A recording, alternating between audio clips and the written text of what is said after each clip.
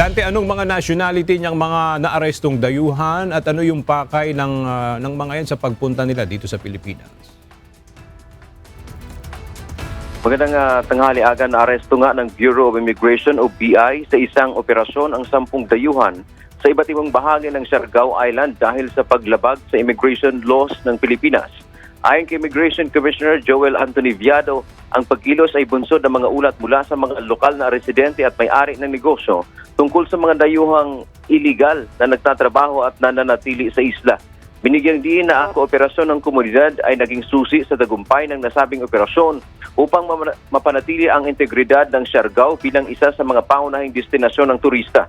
Kabilang sa naaresto ay 4 na Israeli na natuklasang overstaying, nagtatrabaho ng walang kaukulang visa at permit, kaukulang dokumento at pagiging undesirable alien.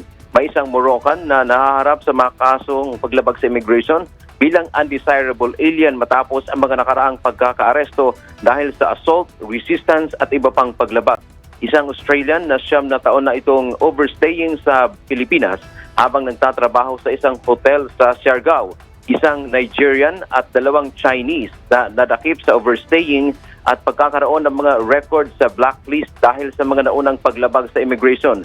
Nagbabala si Commissioner Viado na bagamat malugod na tinatanggap ng Pilipinas ang mga turista at mamumuhunan dito sa bansa, hindi pahihintulutan ang mga dayuhang umaabuso sa pribilehiyong manatili sa bansa sa pamamagitan ng paglabag sa mga batas.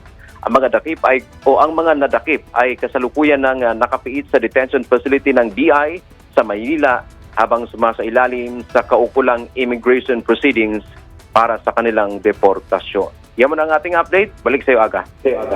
Maraming salamat, Dante Amento.